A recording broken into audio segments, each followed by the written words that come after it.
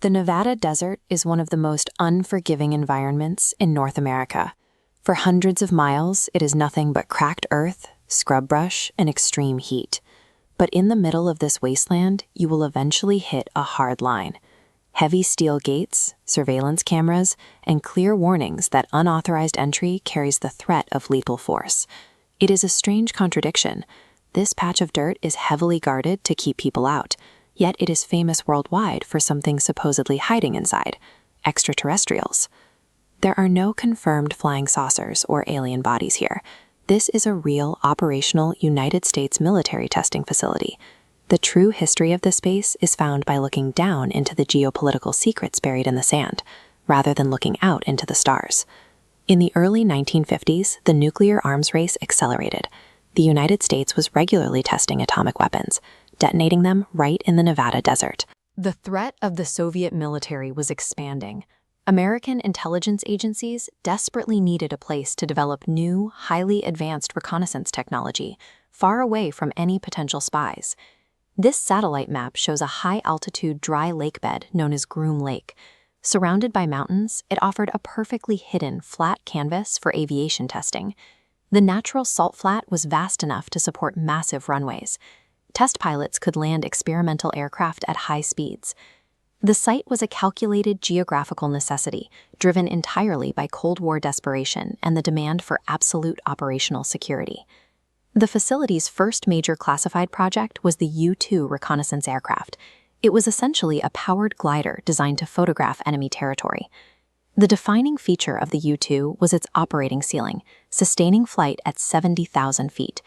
This chart shows exactly how radical that was. Commercial flights and military jets of the 1950s topped out around 20,000 feet. The U-2 was operating at 70,000. At that height, the sun illuminated the U-2's silver fuselage after the ground below went dark. When commercial pilots and civilians looked up, they saw a glowing, high-altitude shape they couldn't identify. To anyone standing on the ground in the evening, it appeared as an unexplainable light moving at impossible speeds.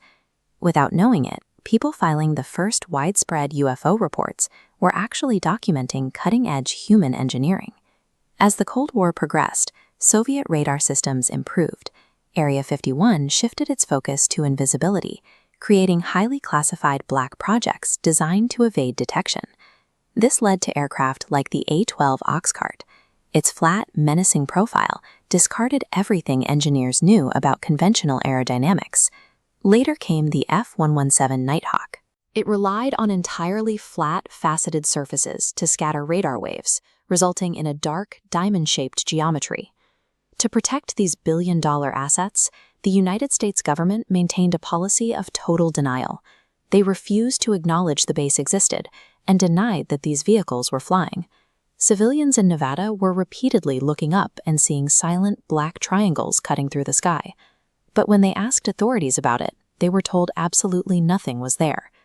That creates an information vacuum.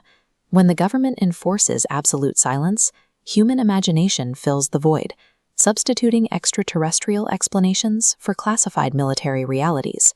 Once disconnected from official facts, the mystery took on a life of its own.